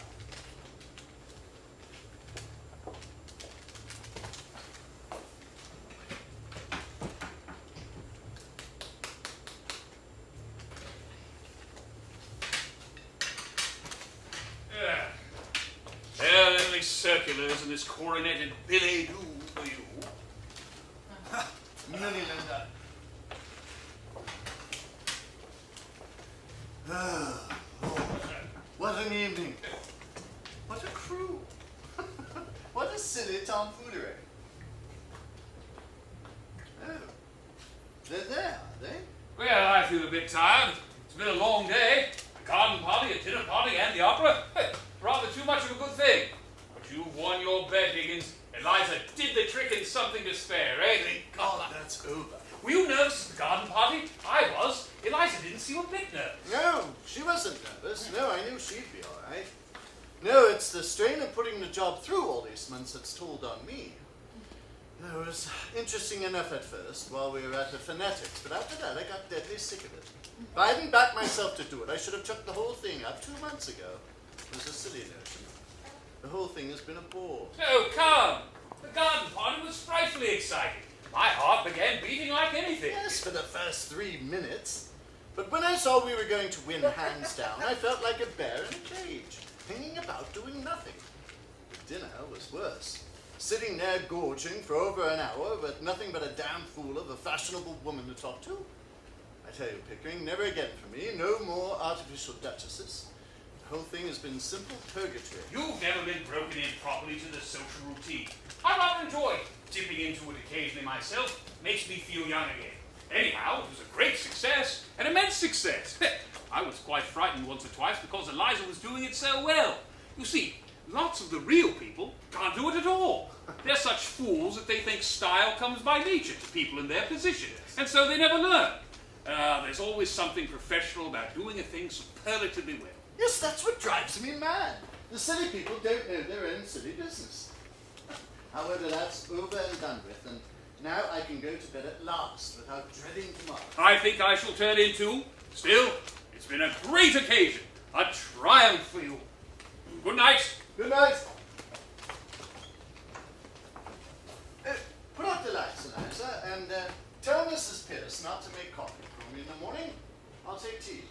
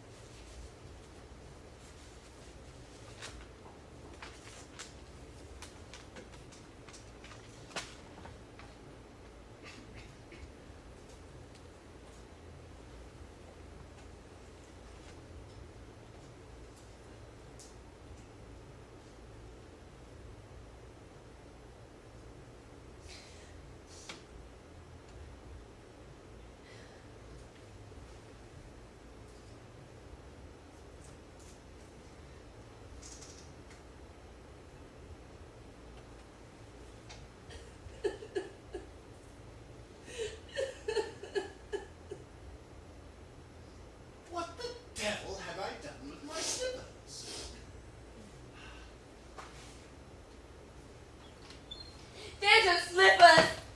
It's there! Take your slippers and may you never have a day's luck with them! What on earth? What's the matter? Get up! Anything wrong? Nothing wrong. With you, I've won your bet for you, haven't I? That's enough for you. I don't matter, I suppose. You won my bet. You, presumptuous insect. I won it. What did you throw those slippers at me for? Because I wanted to smash your face. I could kill you, you selfish brute. Why out of? In the gutter. You think Gordon's all over? That you could throw me back there again, do you? The creature is nervous after all. Ah, would you? Claws in, you cat. How dare you show your temper to me? Sit down. Be quiet. What's to become of me? What's to become of me? How the devil do I know what's to become of you? What does it matter what becomes of you? You don't care. I know you don't care. You wouldn't care if I was dead. I'm nothing to you, not as much as them slippers. Those slippers? Those slippers. I didn't think it made any difference now. Why have you begun going on like this? May I ask whether you complain of your treatment here? No. Has anybody behaved badly to you? Colonel Pickering, Mrs. Pierce, any of the servants? No. I don't presume that you pretend that I have treated you badly. No. I'm glad to hear it. Perhaps you're tired from the strain of the day. Will you have a glass of champagne? No. Thank you. Well, this has been coming on you for some days. I suppose it was only natural for you to be anxious about the garden party, but that's all over now. There's nothing more to worry about. No. Nothing more for you to worry about. Oh God, I wish I was dead. Why? In heaven's name, why? Listen to me, Eliza. All this irritation is purely subjective. I don't understand. Only, I'm too ignorant. it's only imagination. Low spirits and nothing more. Nobody's hurting you, nothing's wrong. Now you go to bed like a good girl and sleep it off. Have a good cry and say your prayers. That will make you comfortable. I heard your prayers. Thank God it's all over. Well, don't you thank God it's all over? Now you're free and you can do what you like. What am I fit for? What have you left me fit for? Where am I to go? What am I to do? What's to become of me? That's what's worrying you, isn't it? But I shouldn't bother about it if I were you. I should imagine you won't have any difficulty settling yourself somewhere. Though I haven't quite realized you were going away.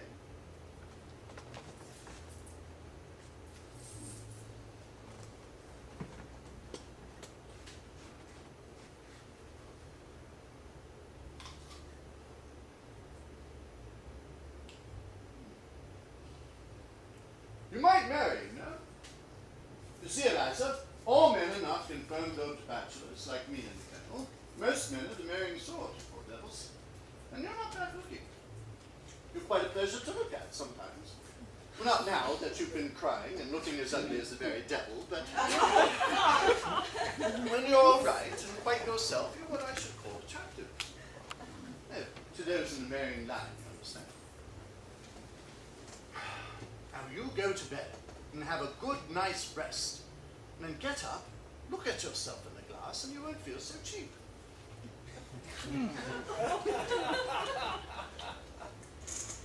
I dare say my mother could find some chap or other who would do very well. We were above that. On the corner of Tottenham Court Road. What do you mean? I sold flowers. I didn't sell myself. Now you've made a lady of me, I'm not fit to sell anything else. I wish you'd left me where you found me. No, Taschenheiser. Don't you insult human relations by dragging all this cant about buying and selling into it? You needn't marry the fellow if you don't like him. What else am I to do? Lots of things. What about your old idea of a florist shop? Pickering could set you up in one. He's lots of money. You'll have to pay for all those togs you've been wearing today, and that with the hire of the jewelry will make a big hole in £200. Why, 6 months ago you would have thought it the millennium to have a flower shop of your own.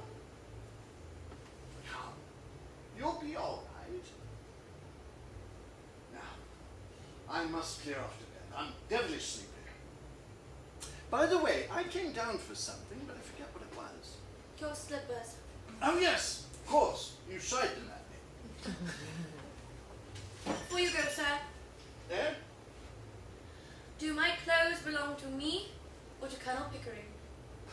What the devil use would they be to Pickering? He might want them for the next guy you pick out to experiment on. Is that the way you feel towards us? I don't want to hear any more about that now. I just want to know what belongs to me. My own clothes were burnt. What does that matter? Why need you start bothering about that in the middle of the night? Just want to know what I may take away with me. I don't want to be accused of stealing. Stealing? You shouldn't have said that, Eliza. That shows a want of feeling. I'm sorry. I'm only a common, ignorant girl, and in my station I have to be careful. There can't be any feeling between the like of you and the like of me. So please, will you just tell me what belongs to me and what doesn't? You may take that whole damned house full if you like. Except the jewels, they're hired. Will that satisfy you? Stop, please.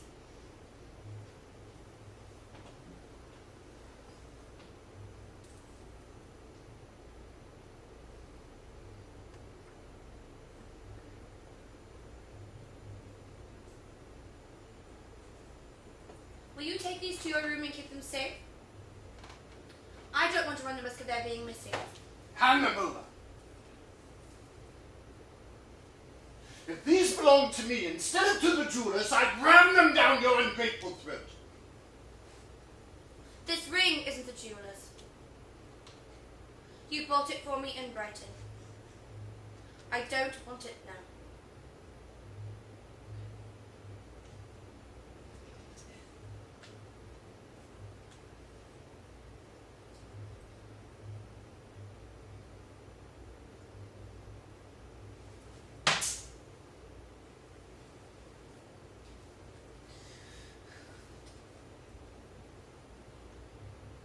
You infamous creature! How could you accuse me of these things? It is you who have hurt me. You have wounded me to the heart. I'm glad. I got a bit of my own back anyhow.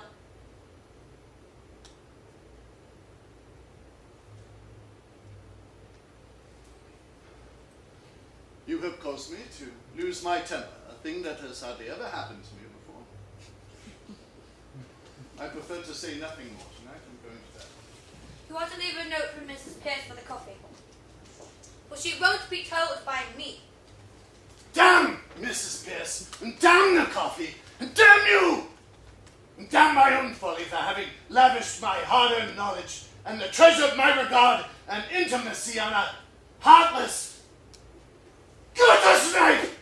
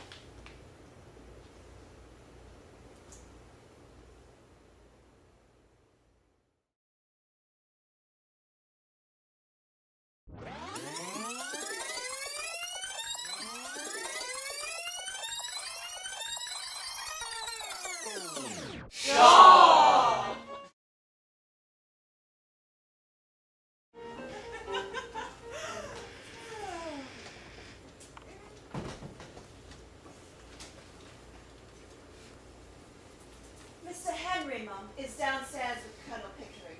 Well, sure. telephoning to the police, I think. What? Mr. Henry is in a state, Mum. If you had told me that Mr. Henry was not in a state, it would have been surprising. Tell them to come up when they've finished with the police. I suppose he's lost something. Yes, Mum. Go upstairs and tell Miss Doolittle that Mr. Henry and the Colonel are here. Ask her not to come down till I send for her. Yes, Mum.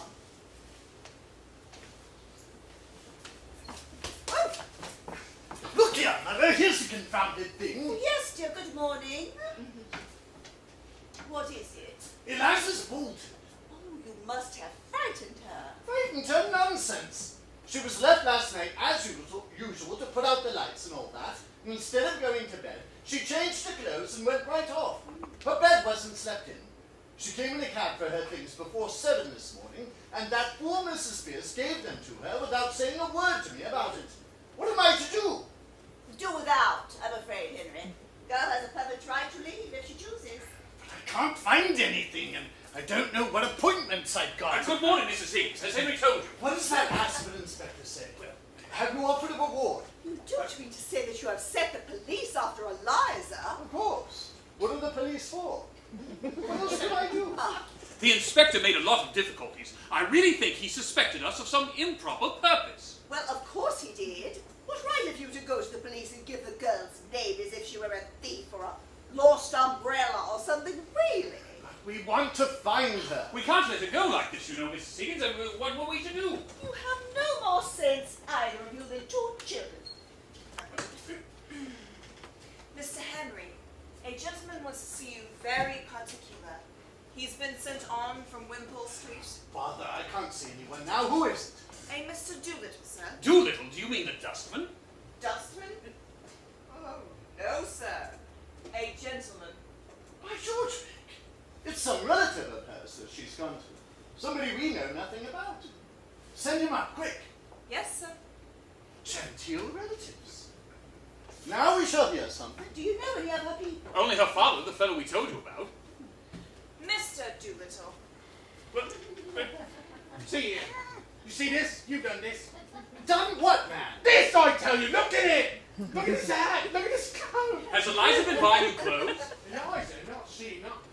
Why would she buy me clothes? Good morning, Mr. Doolittle. Won't you sit down? Oh, asking your pardon, Mum. Thank you. I am that full of what has happened to me that I can't think of anything else. What the dickens has happened to you? I shouldn't mind if it only happened to me. I mean, anything might happen to anybody. Nobody to blame but Providence, as you might say. But this is something you've done to me. Yes, you, Henry Higgins. Have you found Eliza? That's the point. Have you lost her? Yes. Blimey, you have all the luck you have. I ain't wonder if she'll find me quick enough after what you've done to me. But what has my son done to you, Mr. Doolittle? Done to me? Ruined me? Destroyed my happiness? Tied me up and delivered me in the hands of middle-class morality? You're raving. You're drunk. You're mad. I gave you £5. After that, I had 2 conversations with you at £0.50 an hour. I haven't seen you since. Oh, drunk, am I? Mad, am I? Tell me this.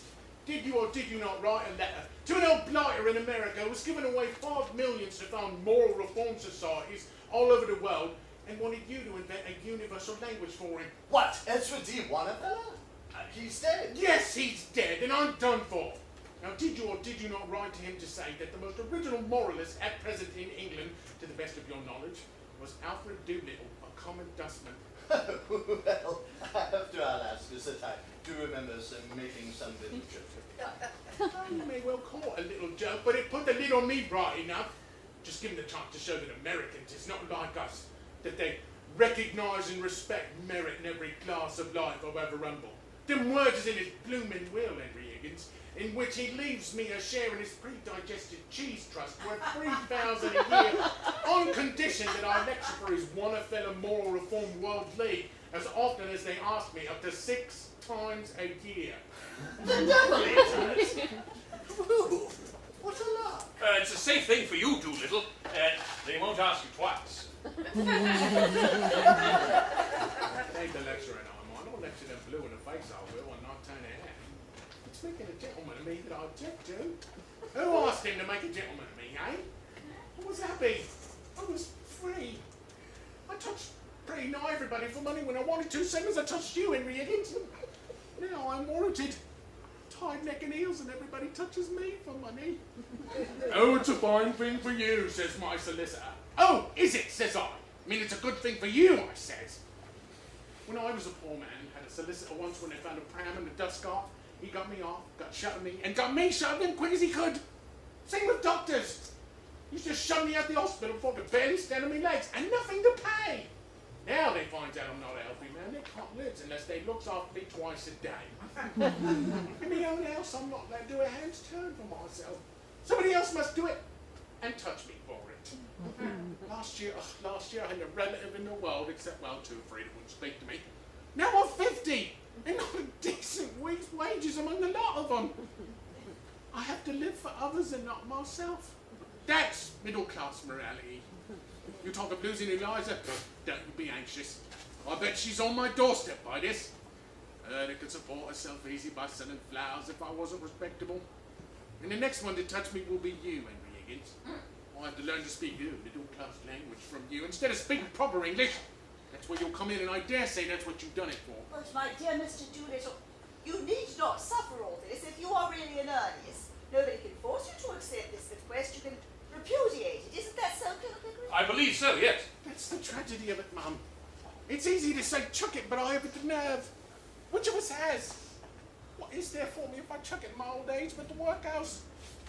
Already at the time I had to keep my job as a dustman. Now, if I was one of the deserving poor who could buy a bit, then I could chuck it. Then why should I? Because the deserving poor might as well be millionaires for all the happiness they ever has. They don't know what happiness is. But I, as one of the undeserving poor, have nothing between me and the pauper's uniform but to see a blasted 3,000 a year that shoves me into the middle class. Oh, excuse the expression, Mum. You'd use it yourself if you had my provocation. They get you everywhere you turn. But it's silly in a workhouse and a child, but it's in the middle class. And I haven't the nerve for the workhouse. Intimidated, that's why I am. Broke. Bought up. Happy men than me will call for my dust and touch me for their tip. And I'll look on helpless and envy them. And that's what your son has brought me to. Well, I'm very glad you're not going to do anything foolish, Mr. Doolittle. But this solves the problem of Eliza's future. You can provide for her now. Oh, yes, Mum. I'm expected to provide for everyone now at a 3,000 a year. Nonsense, he can't provide for her, he shan't provide for her. She doesn't belong to him. I paid him £5. Doolittle, you're an honest man or a rogue. Little of both, Henry. Like the rest of us, a little of both. You took that money for the girl, and you have no right to take her as well. Henry, don't be absurd. If you want to know where Eliza is, she's upstairs. What? Upstairs? Well, then I shall jolly soon fetch her Be downstairs. quiet, Henry. Sit down. I am going... Sit down, dear. Listen to me. Very well. Very well. Very well. But I think you might have told us this half an hour ago. Eliza came to me this morning. She passed the night partly walking about in a rage, partly trying to throw herself into the river and being afraid to, and partly in the Carlton Hotel. She told me of the brutal way you two treated her. What? My dear Mrs. Higgins, she's been telling you stories. We didn't treat her brutally. We hardly said a word to her. And we parted on particularly good terms. Higgins, did you bully her after I went to bed? Just the other way about. She threw my slippers in my face. Behaved in the most outrageous fashion. I never gave her the slightest provocation. The slippers came bang into my face the moment I entered the room before I had uttered a word. And used perfectly awful language. But why? What did we do to her? I think I know pretty well what you did.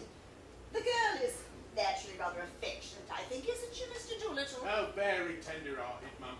Takes after me. Just so. She had become attached to you both. She worked very hard for you, Henry. I don't think you quite realize what anything in the nature of brain work means to a girl like that. Well, it seems that when the great day of trial came and she did this wonderful thing for you without making a single mistake, you two sat there and never said a word to her, but talked together of how glad you were that it was all over and how you had been bored with the whole thing. And then you were surprised because she threw your slippers at you. I should have thrown the fire irons at you. You said said nothing except that we were tired and wanted to go to bed, did we? That was all. Oh, quite sure. Absolutely, really, that was all. You didn't thank her, or pet her, or admire her, or tell her how splendid she'd been. Oh, but she knew all about that. We didn't make speeches to her, that's what you mean. Perhaps we were a little inconsiderate. Is she very angry? Well, I'm afraid she won't go back to Wimpole Street, especially now that Mr. Doolittle is able to provide in such a way that you have thrust upon her. Bloody hell. But she says she is quite willing to meet you on friendly terms and to let bygones be bygones. Oh, is she, by George? Oh. If you promise to behave yourself, Henry, I'll ask her to come down. If not, go home, for you have taken up quite enough of my time. All right. Very well. Vic, you better behave yourself.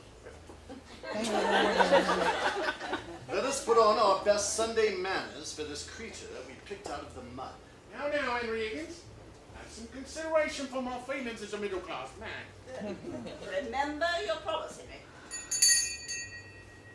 Mr. Doolittle, will you be so good as to step out on the balcony for a moment? I don't want Eliza to have the shock of your news until she has made it up with these two gentlemen. Would you mind? As you wish, lady. Anything to help Henry to keep her off mine. Ask Miss Doolittle to come down, please. Yes, Mum.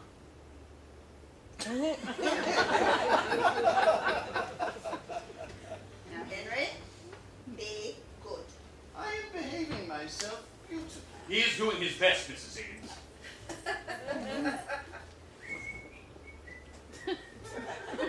Henry, dearest, you don't look at all nice in that attitude. I wasn't trying to look nice, Mother. Oh, it doesn't matter, dear. I only wanted to make you speak. Why? Because you can't speak and whistle at the same time.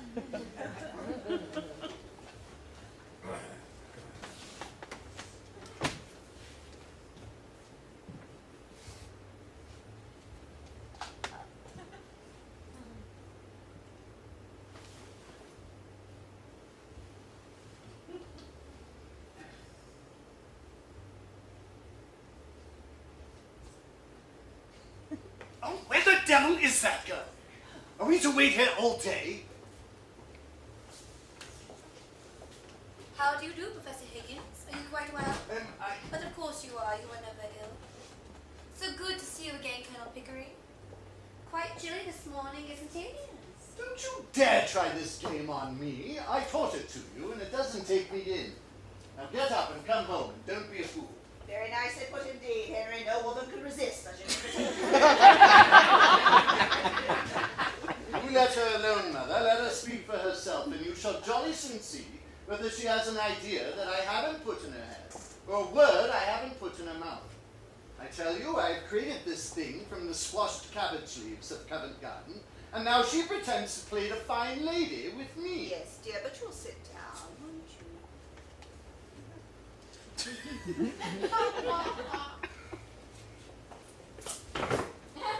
Will you drop me altogether now that the experiment is over, Colonel Pickering? Oh, don't. You mustn't think of it as an experiment. It shocks me somehow. Oh, but I am only a squashed cabbage leaf. No. But I owe you so much that I should be very unhappy if you forgot me. It's very kind of you to say so, Miss Doolittle.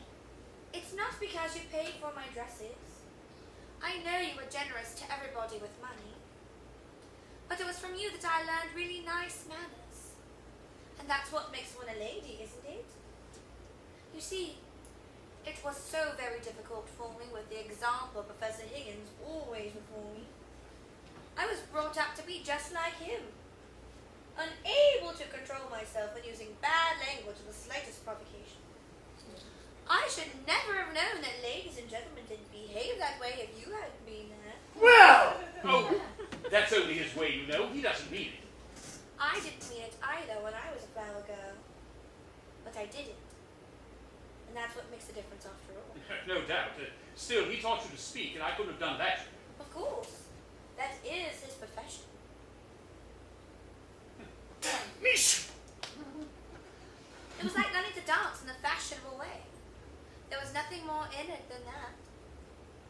But you want to know what began my real education? What? You're calling me Miss Doolittle that day when I first came to Wimpole Street. That was the beginning of self-respect for me. And there were 100 little things you never noticed, because they came naturally to you. Things about standing up, taking off your hat, and opening doors. Oh, that was nothing. Yes. Things that showed you thought and felt about me as if I was something better than a scullery maid. Though, of course, you would have been just the same to a scullery maid had she been shown to the drawing room. You never took off your boots in the dining room when I was there. Oh, you mustn't mind that. Higgins takes off his boots all over the place. I know. I'm not blaming him. It is his way, isn't it? But it made such a difference to me that you didn't do it. You see, really and truly, apart from what anyone can pick up, the dressing and the proper way of speaking and so on, the real difference between a lady and a flower girl is not in how she behaves, but in how she's treated. I shall always be a flower girl to Professor Higgins because he always treats me as a flower girl, and always will. But I can be a lady to you because you always treat me as a lady, and always will. Please don't grind your teeth, Henry. This is really very nice of you, Miss Doolittle. I should like you to call me Eliza now. Oh, thank you, Eliza, of course. And I should like Professor Higgins to call me Miss Doolittle. I'll see you damned first. Oh, Henry, Henry. Why don't you slag back at him? Don't stand it. It will do him a lot of good. I can't. I could have done it once before, but I can't go back to it. Last night, when I was wondering about, a girl spoke to me, and I tried to get back into the old way with her, but it was no use. You told me, you know, that when a child was brought to a foreign country, it picks up the language in a few weeks and forgets its own. Well, I'm a child in your country. I've forgotten my language and can only speak yours. That's the real break-off with the corner of Tottenham Court Road. Leaving Wimpole Street finishes it. Oh, but you're coming back to Wimpole Street, aren't you? You'll forgive Higgins. Forgive! We'll see, by George. Let her go. Let her see how she can do without us. She'll relapse into the gutter in 3 weeks without me at her elbow. He's incorrigible, Eliza. You won't relapse with him. No. Not me, never again. I've learnt my lesson. I don't believe I could utter one of those old sounds if I tried.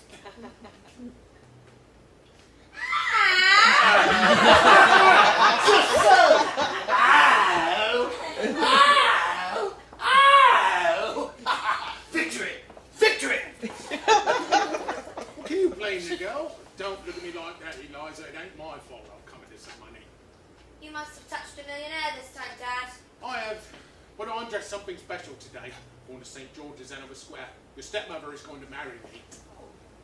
You're going to bring yourself down to marry that low common woman? He ought to, Eliza. Why has she changed her mind? Intimidated, Colonel, intimidated. Middle-class morality claims its victim. Won't you put on your hat, Liza, and come and see me turned off? If the captain says I must, I'll demean myself and get insulted for my pains most night. Don't be afraid. She never comes to words with anyone now. Respectability has broke all the spirit out of her. Be kind to them, Eliza. Make this. But to show there's no ill feeling, I'll be back in a moment. I feel uncommon nervous about the ceremony, Colonel. I wish you'd come and see me through it. But you've been through it before, man. You were married to Eliza's mother. Who told you that, Colonel? Well, nobody told me, but I concluded naturally. No, that ain't the natural way. That's the middle-class way. My way was always the undeserving way. But don't say nothing to Eliza she don't know. Always had a delicacy about telling her. Quite right. We'll leave it so, if you don't mind. Then you'll come to the church, Colonel, and put me through straight? With pleasure, as far as a bachelor can. May I come, Mr. Doolittle? I should be very sorry to miss your wedding. Oh, I should indeed be honoured by your condescension, Mum. My poor old woman will take it as a tremendous compliment. She's been very low, thinking of the happy days that are no more. I'm going to the carriage is here, Trini. I shan't be more than 15 minutes. I'm going to the church to see your father married, Eliza. You had better come in the brougham with me. Colonel Pickering can go on with the bridegroom. Right, Blimey, what a word. Makes a man realise his position somehow.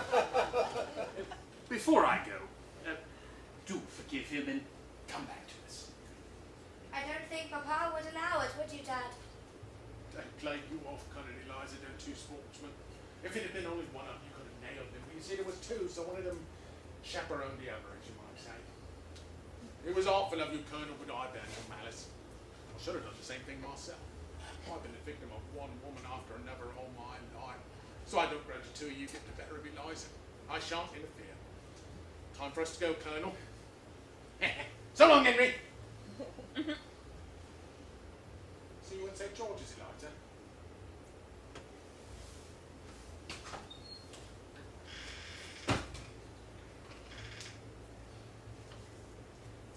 Do stay with us, Eliza.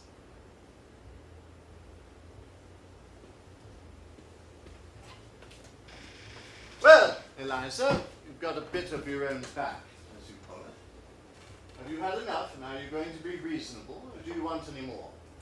You want me back only to pick up your slippers and put up with your tempers and fetch and carry for you. I haven't said I wanted you back at all. Indeed. Then what are we talking about? About you, not about me. If you come back, I shall treat you just as I have always treated you. Can't change my nature, and I have no intention of changing my manners. My manners are exactly the same as Colonel Pickering's. That's not true. He treats a flower girl as if she was a duchess. And I treat a duchess as if she was a flower girl. I see. The same to everybody. Just so. Like father.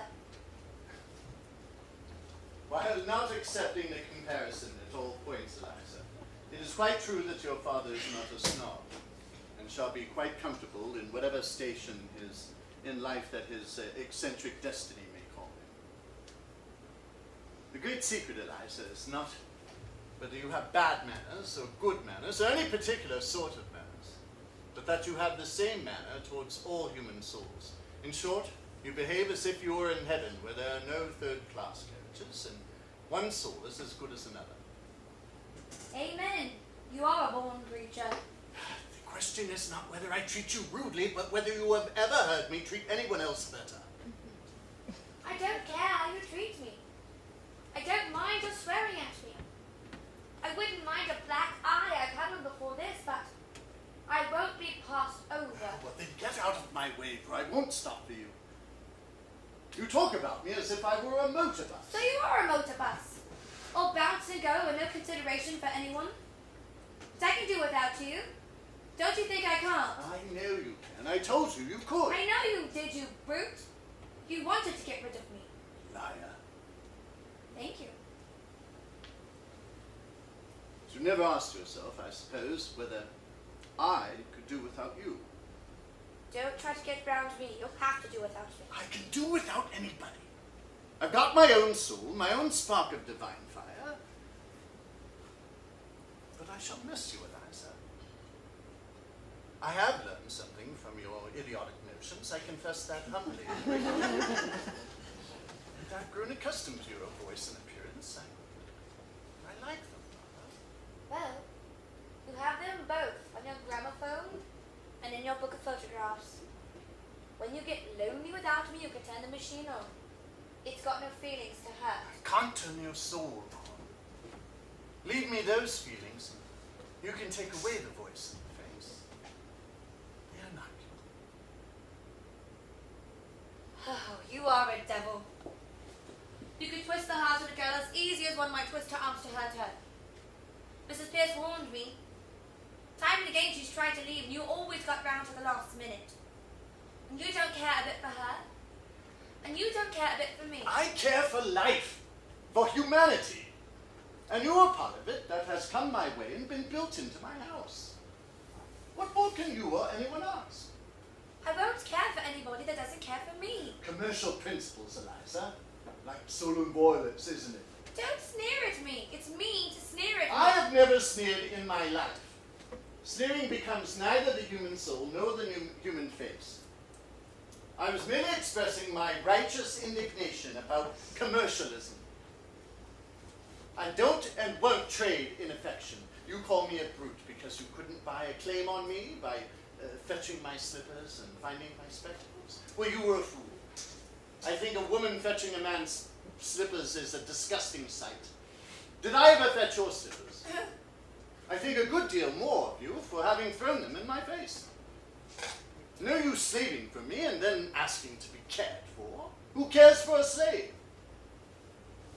If you come back for the sake of good fellowship. That's all you get.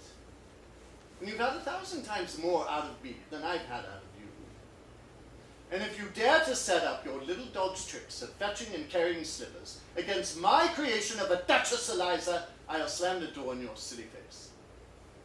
What did you do it for if you didn't care for me? Why, because it was my job. You never thought of the trouble it would make for me. Would the world have ever been made if its maker had been worried about making trouble? Making life means making trouble. The only way of escaping trouble is by killing things. Cowards, you notice, are always shrieking about having troublesome people killed. I'm no preacher. I don't notice things like that. I notice that you don't notice me. Eliza, you're an idiot. I waste the treasures of my Miltonic mind by spreading them before you. Once for all, understand that I do go my way and do my work without caring tuppence what happens to either of us. I am not intimidated, like your father and your stepmother. So, come back or go to the devil, which you please. What am I to come back for? For the fun of it. That's why I took you on.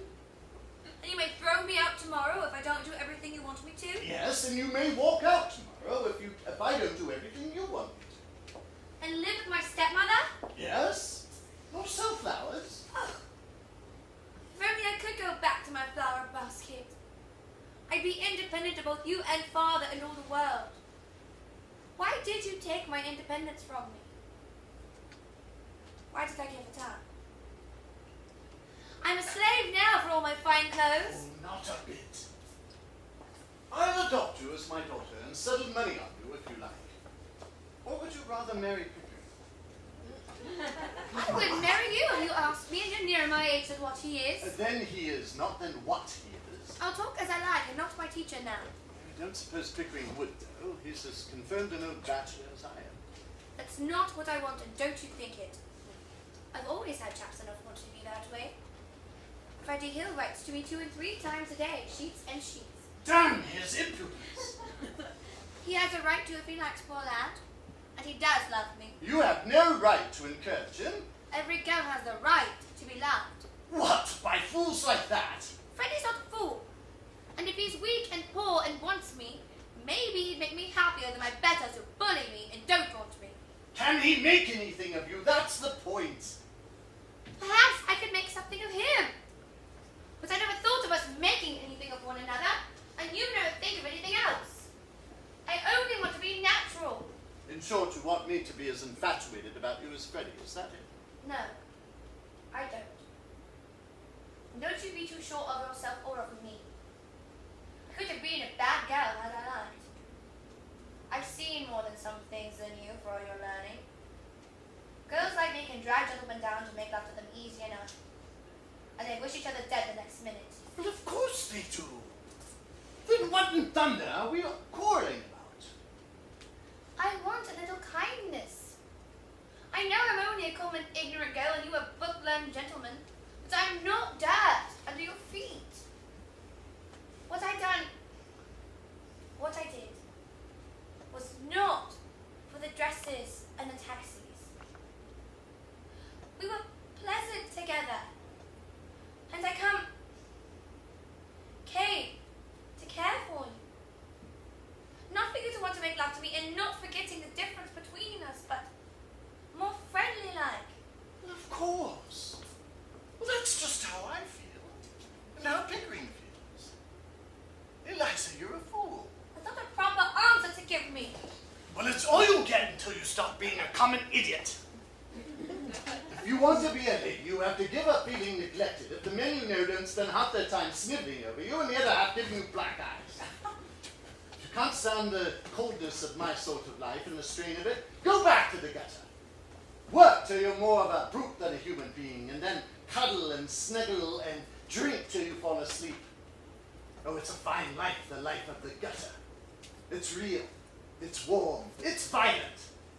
You can feel it through the thickest skin, you can smell it and taste it without any training or any work. Not like science and literature and art and music. poetry. You find me cold, unfeeling, selfish. Very well then, be off with you to the sort of people you like. Marry some sentimental hog or other with a lot of money and a thick pair of lips to kiss you with, and a thick pair of boots to kick you with. Can't appreciate what you've got, you better get what you can appreciate. I can't talk to you. You always turn everything against me, and always in the wrong.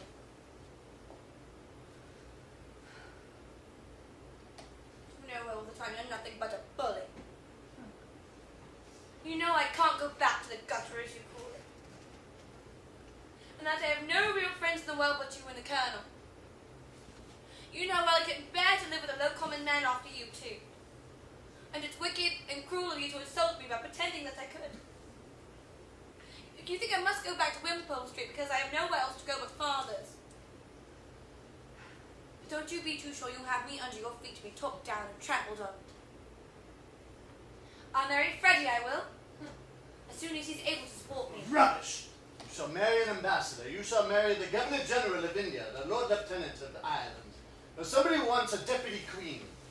I'll not have my masterpiece thrown away on Freddie. Do you think I'd like you to say that? I forgot what you said a minute ago. And I won't be coaxed around as if I was a baby or a puppy. I can't have kindness. I'll have independence. Independence? It's middle-class blasphemy. We are all dependent on one another, every soul of us on earth. I'll let you see whether I'm dependent on you. If you can preach, I can teach. I'll go and be a teacher. What will you teach in heaven's name? What you taught me. I'll teach phonetics. I'll offer myself as an assistant to Professor Napine. What? That impostor? That humbug? That toadying ignoramus? Teach him my discoveries, my methods. You take one step in his direction, and I'll wring your neck to him! Ring away, what do I care? I knew you'd strike me someday.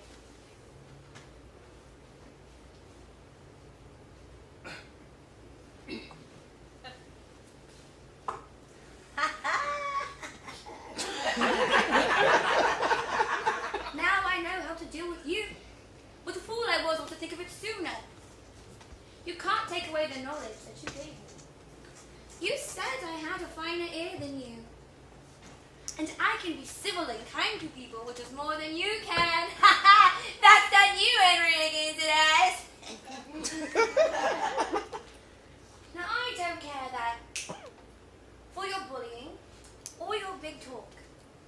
I'll advertise it in the papers that your Duchess is only a flower girl that you taught. And she'll teach anybody to be a Duchess just the same in 6 months for 1,000 guineas.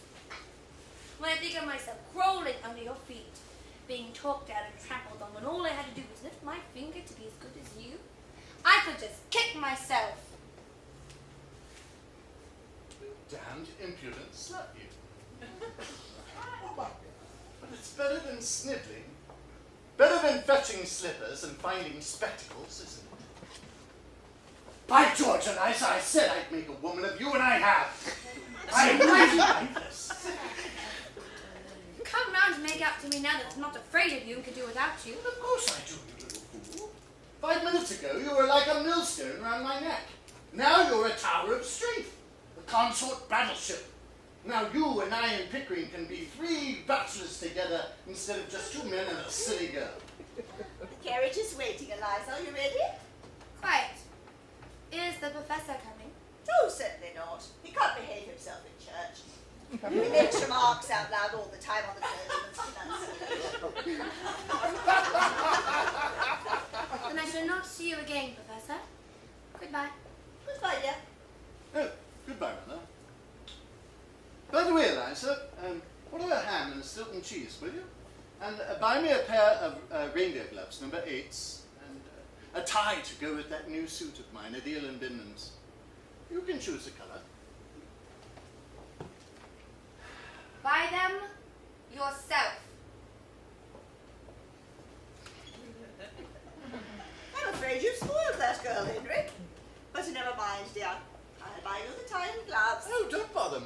she'll buy them all right enough. Goodbye.